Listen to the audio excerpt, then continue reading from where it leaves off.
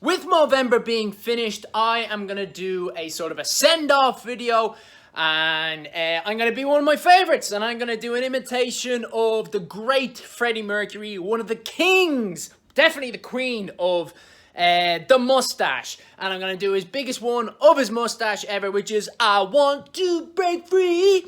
Now, Freddie Mercury wasn't renowned for being like, jacked, but he was a svelte man. He was like, if you see him perform, you can understand why that guy didn't have a peck of fat. I don't want to hear you blaming that it was on his age, because that happened way later in his career. Prior to that, he was just running around the stage like a mad bastard. And he trimmed down, got super slender. So, what that added to was when he does I Want to Break Free, you see his arms and they are jacked looking, even though they're svelte looking in reality. Now, I am not a svelte man, so if I'm going to make this parody, this is, before I even say it, this is way more about my ego than it is about me trying to make an adapted personality appearance with Freddie Mercury. This is way more ego than anything else.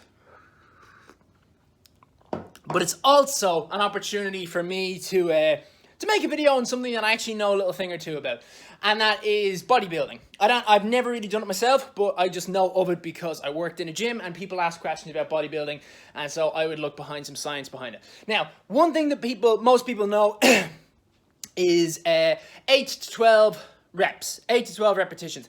Actually, I'm going to stop this now. I'm going to explain while I'm doing the actual workout. Right, so this isn't commonly known because it's horrible to do. So most people that will head down to a gym will not be doing what's called time under tension. What time under tension means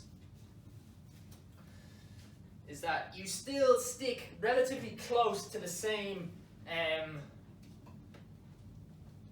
rep count when bodybuilding, which is 8 to 12 reps. But as you can see on the downward phase where the joints are elongating, you take a longer period of time. That's why I have the elastic band here. I could do 8 pull-ups, not easily, but I could do them. But under tension I couldn't. 5, 6, and we'll just do 6, because this is the warm-up. Sets stay the same. So you do in and around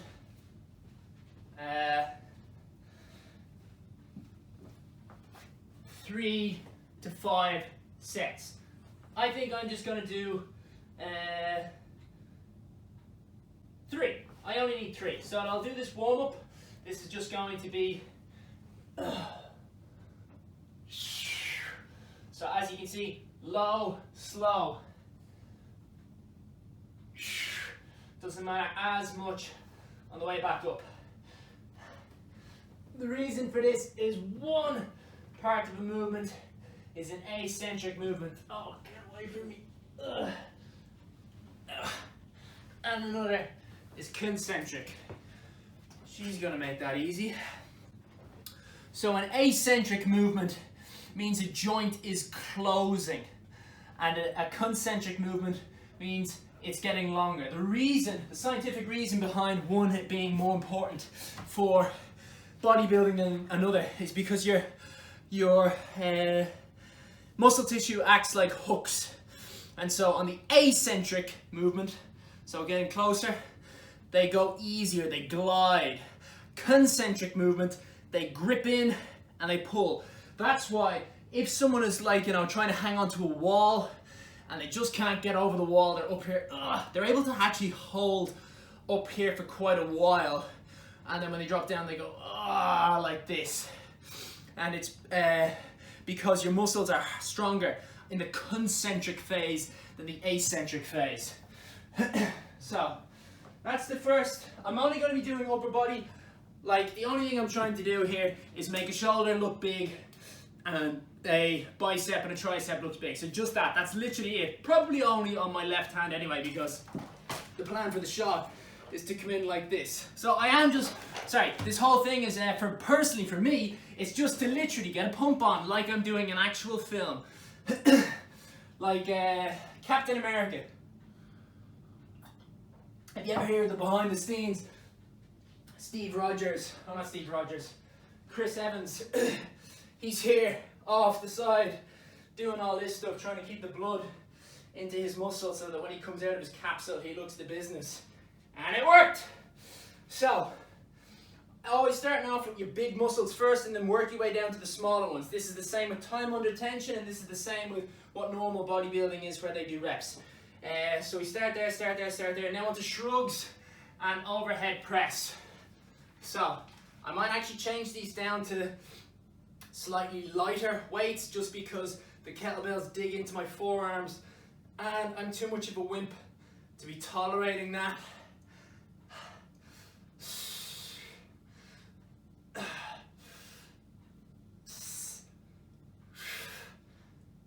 So again, just doing half amounts.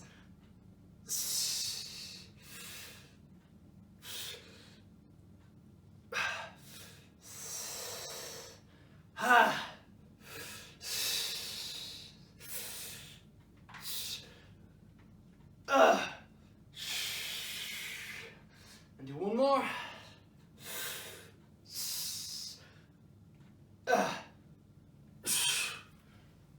Okay.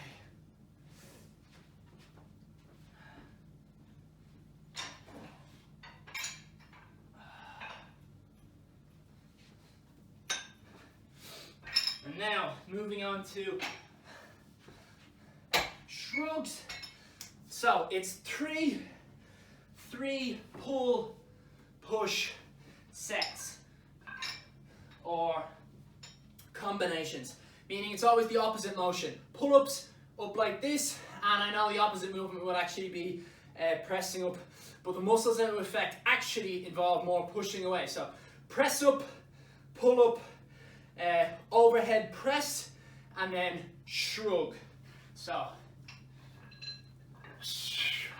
bring you up, slowly up, hold at the top, and then down, 2, 3. Slowly up, pause at the top, down, 2, 3. Slowly up, hold at the top, down, 2, 3. And last time, slowly up, pause at the top, down, 2, 3. And drop down. And now,